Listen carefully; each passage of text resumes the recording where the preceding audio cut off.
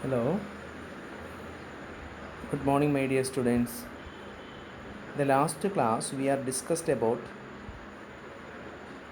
contract of agency. Okay, right of agent, right of principal, duties of agent, duties of principal.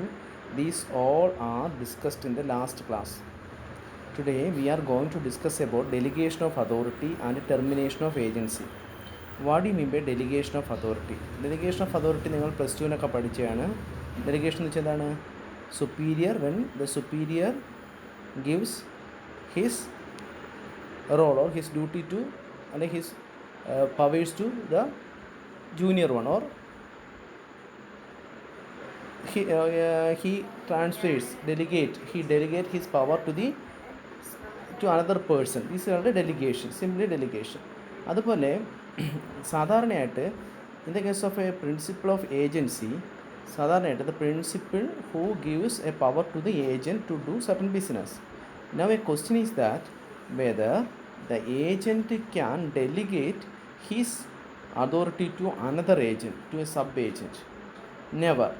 An agent cannot lawfully, according to section 190, an agent cannot lawfully employ another to perform acts which he has expressly or impliedly undertaken, employ another to perform which he has expressly or impliedly undertaken to perform personally. അല്ലേ, അയാളെ ഏൽപ്പിച്ച ജോലി, അതിനകത്ത് ചെറിയൊരു കറക്ഷനുണ്ട് type ചെയ്തതിനകത്ത്. അപ്പം ഒരു agent സാധാരണയായിട്ട് അയാൾക്ക് ഒരിക്കലും അയാൾക്ക് ഏൽപ്പിച്ച കാര്യം മറ്റൊരാൾക്ക് ഏൽപ്പിക്കാൻ കഴിയില്ല. അല്ലേ, അതിനകത്ത് പറയുന്നുണ്ട് a delegate cannot further delegate, കൈമാറി കിട്ടിയത് വീണ്ടും കൈമാറാൻ പറ്റില്ല. എന്നാൽ സാധാരണയായിട്ട് അങ്ങനെ പറ്റില്ലെങ്കിലും ആൻ ഏജൻറ്റ് ക്യാൻ ബി, കഴിയും, ഇതാണ് പെർമിഷനോട്, with the permission of principal an agent can employ another person ആ സബ് ഏജൻറ്റ്. ഓക്കെ, എങ്ങനെയാണ് അത് സംഭവിക്കുന്നത്? ഒന്ന്, ഒരു ബിസിനസ്സിൻ്റെ ഓർഡിനറി അതേ സിറ്റുവേഷനാണ് പറയുന്നത്. when the custom of a trade permits the appointment. ഒരു ബിസിനസ്സിൻ്റെ പ്രത്യേകത അനുസരിച്ച് ഒരു സബ് ഏജൻറ്റും കൂടെ വേണമെന്നുള്ള ബിസിനസ് ആണെങ്കിൽ അവിടെ ഒരു സബ് ഏജൻറ്റിനെ ഏജൻറ്റ് അപ്പോയിൻറ്റ് ചെയ്യാം. രണ്ടാമത്തത്, it become necessary to appoint a sub agent. ചില ബിസിനസ് സ്ഥാപനങ്ങളിൽ ഒരാളെ കൊണ്ട് ഏജൻറ്റിന് പ്രവർത്തിക്കാൻ പറ്റില്ല, അയാളുടെ ആബ്സെൻസിൽ ബിസിനസ് മുന്നോട്ട് കൊണ്ടുപോകാനായിട്ട് ഒരാളുടെ ആവശ്യം വരും. In that case an agent can appoint a sub agent. Third one, whether when the act is a ministerial one. What do you mean by ministerial? Or and involves no exercise of discretion.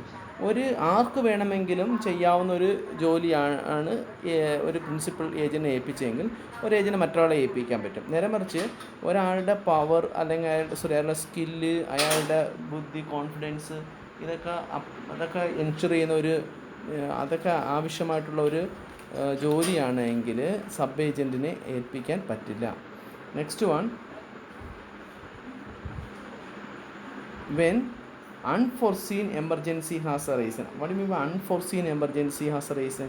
ചില പ്രത്യേക സാഹചര്യത്തിൽ പെട്ടെന്നുള്ള ചില കാര്യങ്ങൾ, ഒരു emergency വരുമ്പോൾ ഒരാൾ role ചെയ്യേണ്ടി വരികയാണെങ്കിൽ in that case an agent can appoint a sub agent. Okay, next one, who is a sub agent? ആരാണ് sub agent? An agent is appointed by another agent is called sub agent. ഒരു ഏജൻറ്റിനെ മറ്റൊരു agent appoint ഒരു agent മറ്റൊരാളെ അയാളുടെ കീഴിൽ appoint ചെയ്തൊരു sub agent എന്ന് പറയുന്നു. ഈ sub agent is usually employed by and acting under the control of the original agent in the business of agency. ഒരു ഏജൻറ്റിൻ്റെ നിയന്ത്രണത്തിൽ പ്രവർത്തിക്കുന്ന ആളാണ് സബ് ഏജൻറ്റ്. അവിടെ പ്രിൻസിപ്പിളിന് ഒരു റോളും ഉണ്ടാകില്ല. Next one, relation between principle and sub agent. സാധാരണയായിട്ട് രണ്ട് രീതിയിലാണ് അത് പറയുന്നത്. ഒന്ന്, സബ് ഏജൻറ്റിനെ പ്രോപ്പറായിട്ട് അപ്പോയിൻറ്റ് ചെയ്തു, അതായത് പ്രിൻസിപ്പളുടെ പെർമിഷനോടുകൂടി അപ്പോയിൻറ്റ് ചെയ്യുന്ന കേസും സബ് ഏജൻറ്റിനെ പ്രോപ്പർ അല്ലാത്ത രീതിയിൽ അപ്പോയിൻറ്റ് ചെയ്യുന്ന കേസുമാണ് പറയുന്നത്. അവിടെ പറയുന്നത് ഇത്രയാണ്, when sub agent is properly appoint ചെയ്താണ്, സബ് ഏജൻറ്റിൻ്റെ പെർമിഷനോടുകൂടിയാണ് അപ്പോയിൻറ്റ് ചെയ്തതെങ്കിൽ പ്രിൻസിപ്പളായിരിക്കും സബ് ഏജൻറ്റിൻ്റെയും കൂടെ പ്രവർത്തനത്തിൽ ബാധ്യസ്ഥൻ. ഓക്കെ, അതായത് ഒരു ഏജൻറ്റ് സബ് ഏജൻറ്റ് അപ്പോയിൻറ്റ് ചെയ്യുന്ന പ്രിൻസിപ്പളിൻ്റെ പെർമിഷനോട് കൂടിയാണെങ്കിൽ principal is bound by the act of sub agent. Next one, principal is responsible. രണ്ടാമത്തത്, principal is bound by the acts, principal is responsible for the act of the sub agent. Next one, the agent is also, agent and principal in the case of if the appointment is proper, agent and principal is always responsible. Next one, sub agent is not responsible for the principle except for his, അതായത് sub agent എപ്പോഴും പ്രിൻസിപ്പിളിന് എന്താണ് ഏജൻറ്റിനോടായിരിക്കും responsible. പക്ഷേ അയാൾ തെറ്റെന്തെങ്കിലും ചെയ്ത് കഴിഞ്ഞാൽ, faulty ആയിട്ട് എന്തെങ്കിലും ചെയ്ത് കഴിഞ്ഞാൽ പ്രിൻസിപ്പിളിനോടും ഉത്തരവാദിത്വം ഉണ്ടാവും, പ്രിൻസിപ്പിളിനോടും ഉത്തരവാദിയായിട്ട് മാറും. ഇനി സബ് ഏജൻറ്റ് ഇംപ്രോപ്പറായിട്ടാണ് അപ്പോയിൻറ്റ് ചെയ്യുന്ന കേസിലാണെങ്കിൽ പ്രിൻസിപ്പിളിന് ഒരു ഉത്തരവാദിത്വം ഉണ്ടാകില്ല, ഏജൻറ്റ് തന്നെയായിരിക്കും ഉത്തരവാദി. തേർഡ് പാർട്ടീസൊക്കെ ഏജൻറ്റിനെ വിശ്വസിച്ചായിരിക്കും സബ് ഏജൻറ്റുമായിട്ട് ഇടപെടുന്നത്. അവിടെ പ്രിൻസിപ്പിൾ ഒരു തരത്തിലും റെസ്പോൺസിബിൾ ആകില്ല എന്ന് നമ്മൾ മനസ്സിലാക്കണം. നെക്സ്റ്റ് വൺ, സബ് ഏജൻറ്റ് പഠിച്ചു. ഇനി നമുക്ക് പഠിക്കേണ്ടത് സബ്സിക്വൻ്റ് ഏജൻറ്റ് അല്ല, substituted agent or co agent. ഒരു ഏജൻറ്റിനെ ഒരു പ്രിൻസിപ്പൽ ഏജൻറ്റിനെ അപ്പോയിൻറ്റ് ചെയ്യുന്ന സമയത്ത് ആ ഏജൻറ്റിനെ കൊണ്ട് മാത്രം ബാക്കി കാര്യങ്ങൾ ചെയ്യാൻ പറ്റുന്നില്ലെങ്കിൽ ഏജൻറ്റിൻ്റെ നിർദ്ദേശപ്രകാരം പ്രിൻസിപ്പിളിന് ഒരാളെ കൂടെ ഏജൻറ്റായിട്ട് വയ്ക്കുക. അതായത് ഒരു ഏജൻറ്റിനെ പോലെ ഒരു ഏജൻറ്റ് കൂടെ. അപ്പോൾ രണ്ടും ഒരേ പൊസിഷനിൽ തന്നെയാണ്. He said to be according to section 194 he said to be co agent. Okay, when the principal appoint an agent with the permission of his existing agent is called co-agent. Such a person is known as co-agent or substituted agent. അല്ലേ, ഇത്തരത്തിലുള്ള person ഏജൻറ്റിനോട്ട് ഒരു responsibility ഉണ്ടാവില്ല. ഈ കോ ഏജൻറ്റിന് എപ്പോഴും പ്രിൻസിപ്പളുമായിട്ടായിരിക്കും ഉത്തരവാദിത്തം. Okay, അപ്പം with the permission of his agent the principal appoint another person as his agent. ഒരു principal രണ്ട് ഏജൻറ്റുമാരെ അപ്പോയിൻറ്റ് ചെയ്ത് കഴിഞ്ഞാൽ they are said to be co agent എന്നാണ് അറിയപ്പെടുന്നത്. ഓക്കെ, ഇതാണ് സബ് ഏജൻറ്റും കോ ഏജൻറ്റും. അതിൻ്റെ വ്യത്യാസം എന്താണ് നിങ്ങൾ പുസ്തകം നോക്കി പഠിക്കുക. സബ് ഏജൻറ്റ് എന്ന് വെച്ചാൽ എന്താണ്, ഏജൻറ്റ് അപ്പോയിൻറ്റ് ചെയ്യുന്ന അയാളുടെ കീഴിൽ ഏജൻറ്റിൻ്റെ കീഴിൽ ഏജൻറ്റ് അപ്പോയിൻറ്റ് ചെയ്യുന്ന ആളാണ്. പ്രിൻസിപ്പലിൻ്റെ അനുമതി ഇല്ലാതെയോ പ്രിൻസിപ്പൽ അനുമതിയുടെ കൂടിയോ ഏജൻറ്റിൻ്റെ പൂർണ്ണ നിയന്ത്രണത്തിലുള്ള ഏജൻറ്റിനെയാണ് നമ്മൾ സബ് ഏജൻറ്റ് എന്ന് പറയുന്നത്. സബ്സ്റ്റിറ്റ്യൂട്ടഡ് ഏജൻറ്റ് എന്ന് പറഞ്ഞതാണ് ഒരു പ്രിൻസിപ്പൽ ഒരു ഏജൻറ്റിൻ്റെ ജോലി എളുപ്പമാക്കുന്നുണ്ട്. പ്രിൻസിപ്പൽ ഒരു ഏജൻറ്റിനെ കൂടെ അപ്പോയിൻറ്റ് ചെയ്ത അയാളാണ് നമ്മൾ കോ ഏജൻറ്റ് അല്ലെങ്കിൽ സബ്സ്റ്റിറ്റ്യൂട്ടഡ് ഏജൻറ്റ് എന്ന് പറയുന്നത്. ഓക്കെ, സബ് ഏജൻറ്റിനകത്ത് എപ്പോഴും ഏജൻ്റ് ആയിരിക്കും റെസ്പോൺസിബിൾ, സബ്സ്റ്റിറ്റ്യൂട്ടഡ് ഏജൻറ്റിനകത്ത് പ്രിൻസിപ്പൽ ആയിരിക്കും responsible. Next one, termination of agency. ഒരു ഏജൻസി എങ്ങനെയാണ് ടെർമിനേറ്റ് ചെയ്യുക? What do you mean by termination? Termination means cancellation.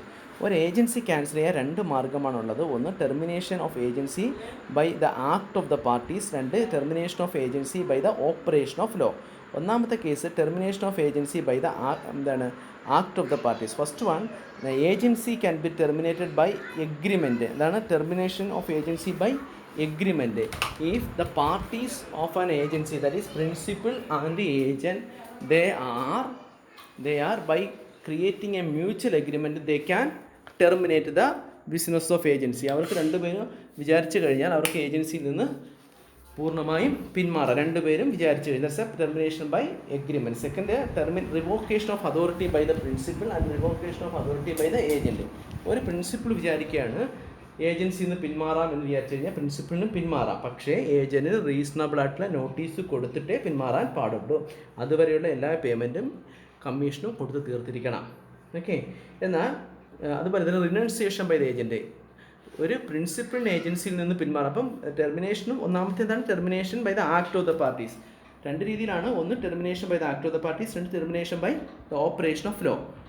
പാർട്ടീസിൻ്റെ act മൂലം ഉണ്ടാകുന്നത് ഒന്ന് എഗ്രിമെൻറ്റ് പ്രകാരം, രണ്ടുപേരും എഗ്രിമെൻറ്റ് പ്രകാരം പൂർണ്ണമായും ഏജൻസിയിൽ നിന്ന് പ്രിൻസിപ്പളും ഏജൻറ്റും പിന്മാറുന്നു. രണ്ടാമത്തത് പ്രിൻസിപ്പൽ പിന്മാറുന്നു, പക്ഷേ ഒരു കണ്ടീഷൻ പറയുന്നുണ്ട്, ഏജൻസിയുടെ പ്രിൻസിപ്പൽ റിവോക്കേറ്റ് ചെയ്യുന്ന സമയത്ത് പ്രോപ്പറായിട്ടുള്ള നോട്ടീസ് കൊടുത്ത് ബാധ്യതയൊക്കെ തീർത്തിട്ട് പിന്മാറാൻ പാടുള്ളൂ. അതുപോലെ തന്നെ ഏജൻറ്റിന് പിന്മാറാം. ഏജൻറ്റിന് പിന്മാറുമ്പോൾ ഇതുപോലെ തന്നെയാണ്, ഒരു ഫിക്സഡ് പീരീഡിലേക്കാണെങ്കിൽ ആ പീരീഡ് കഴിഞ്ഞേ പിന്മാറാൻ പാടുള്ളൂ. അതുപോലെ പ്രിൻസിപ്പലിന് നോട്ടീസ് കൊടുത്തിട്ടേ പിന്മാറാൻ പാടുള്ളൂ. പക്ഷേ ഒരു ഏജൻറ്റിനെ അപ്പോയിൻറ്റ് ചെയ്യുന്ന ഒരു ഫിക്സഡ് പീരീഡിലാണെങ്കിൽ ആ പീരീഡ് വരെ വെയിറ്റ് ചെയ്യണം, അല്ലെങ്കിൽ പ്രിൻസിപ്പൽ അനുമതി കൊടുക്കണം. Second, termination by operation. സാധാരണയായിട്ട് ഓപ്പറേഷൻ ലോ എന്ന് വെച്ച് കഴിഞ്ഞാൽ എന്താണ്, അവരുടെ സമ്മതത്തോടു കൂടിയല്ല, പക്ഷേ ചില സാഹചര്യം മൂലം ഏജൻസി അവസാനിപ്പിക്കാം. എങ്ങനെയാണ്? ഒന്ന്, ഒരു പർപ്പസിന് പെർഫോമൻസ് ഓഫ് ദ കോൺട്രാക്റ്റ്, ഒരു പർട്ടിക്കുലർ പർപ്പസിന് വേണ്ടിയാണ്. ഫോർ എക്സാമ്പിൾ, ഞാൻ എൻ്റെ ഒരു ഫ്രണ്ടിനെ ഒരാളെ വിളിച്ചിട്ട് ഞാൻ പറയുകയാണ് എൻ്റെ ഈ ബുക്കുകളൊക്കെ ഒന്ന് അടുക്കി വയ്ക്കണം, എനിക്ക് വേണ്ടി ഞാൻ ചെയ്യേണ്ട പ്രവൃത്തിയാണ്, അല്ലെങ്കിൽ എനിക്ക് വേണ്ടി ഈ അക്കൗണ്ടിങ് ബുക്സ് വിറ്റ് തരണം, ഞാൻ എഴുതിയ പുസ്തകം വിറ്റ് തരണം. അതാണ് അയാൾ എനിക്ക് വേണ്ടി പുസ്തകം വിറ്റ് തരുന്നു. ആ പുസ്തകം വിൽപ്പന കഴിയുമ്പോൾ കോൺട്രാക്റ്റ് അവസാനിക്കുന്നു. Next one, expiry of time. ഒരു ഏജൻസി ഒരു മാസത്തേക്കാണ് നമ്മൾ ഏജൻസിയുടെ കോൺട്രാക്റ്റ്. ഒരു മാസം കഴിയുമ്പം ടൈം എക്സ്പയർ ചെയ്യുമ്പോൾ അവസാനിക്കുന്നു. Destruction of subject to matter. ആ കാര്യം കഴിയുന്ന സമയത്തും, അതായത് സബ്ജക്റ്റ് ടു മാറ്റർ ഡിസ്ട്രക്ട് ചെയ്യുന്ന സമയത്ത്, ഫോർ എക്സാമ്പിൾ ഞാൻ എൻ്റെ പത്രം വിൽക്കാനാണ് ഞാൻ ഒരാളെ ഏറ്റത്. പെട്ടെന്ന് എന്താണ് ന്യൂസ് പേപ്പർ ബാൻ ചെയ്യുന്നു, എൻ്റെ ന്യൂസ് പേപ്പർ ബാൻ ചെയ്യുന്ന സാഹചര്യം വന്നു കഴിഞ്ഞാൽ പിന്നെ ആ സബ്ജക്റ്റ് മാറ്റർ ഡിസ്ട്രക്ട് ചെയ്ത് കഴിഞ്ഞാൽ പുറത്തായി അല്ലേ, അത് അവസാനിച്ചു. Death or insanity of the either party, ഏജൻറ്റോ പ്രിൻസിപ്പളോ മരിക്കുകയോ അല്ലെങ്കിൽ മറ്റ് മാനസിക പ്രശ്നം ഉണ്ടായിക്കഴിഞ്ഞാൽ കോൺട്രാക്റ്റ് അവസാനിക്കുന്നു. ഇൻസോൾവൻസി ഓഫ് ദ പ്രിൻസിപ്പൾ പാപ്പരായ കോൺട്രാക്റ്റ് അവസാനിക്കുന്നു. Principal become an alien enemy, principal ഒരു വിദേശ ശത്രുവാണ്. ഫോർ എക്സാമ്പിൾ, ഒരു പ്രിൻസിപ്പിളിൻ്റെ സാധനങ്ങളാണ് നമ്മൾ വിറ്റുകൊണ്ടിരിക്കുന്നത്, ഏജൻ്റായിട്ട് വിറ്റുകൊണ്ടിരിക്കുന്നത്. പെട്ടെന്നാണ് ഗവൺമെൻറ് പറയുന്നത് അയാൾ വിദേശ ചാരനാണ് അല്ലെങ്കിൽ വിദേശ ശത്രുവാണ് എന്നുണ്ടെങ്കിൽ ഏജൻസി അവസാനിക്കും. ഇമ്പോസിബിലിറ്റി, ആ കരാർ മുന്നോട്ട് കൊണ്ടുപോകാനായിട്ട് പറ്റുന്നില്ല, ആ ഏജൻസി ബിസിനസ് അതിന് പെർഫോം ചെയ്യാൻ ഇമ്പോസിബിൾ ആവുന്നൊരു സാഹചര്യം വരുന്നതെങ്കിൽ അവിടെ അവസാനിക്കുന്നു. ഒരു കമ്പനി ആണ് പ്രിൻസിപ്പിളെങ്കിലോ കമ്പനി ഡിസൊല്യൂട്ട് ചെയ്യുന്ന സമയത്ത്, കമ്പനി ഡിസൊല്യൂഷൻ വെച്ചാൽ കമ്പനി എൻഡ് ചെയ്യുന്ന സമയത്ത് അല്ലെങ്കിൽ കമ്പനി പിരിച്ചുവിടുന്ന സമയത്ത് ഏജൻസി അവസാനിക്കുന്നു. ടെർമിനേഷൻ ഓഫ് സബ് ഏജൻറ്റിൻ്റെ അതോറിറ്റി എപ്പോഴാണ് ടെർമിനേറ്റ് ചെയ്യുന്നത്? ഏജൻറ്റിൻ്റെ അതോറിറ്റി എപ്പോഴും നഷ്ടപ്പെടുന്നു, അപ്പോൾ സബ് ഏജൻറ്റ് അതോറിറ്റി നഷ്ടപ്പെടും. These are the two condition of termination. Termination means cancellation, termination by either agreement or termination by the operation of law. Okay, പരീക്ഷയ്ക്ക് ചോദിക്കുക 5 മാർക്കിന്. Thank you for your patience. Thank you all.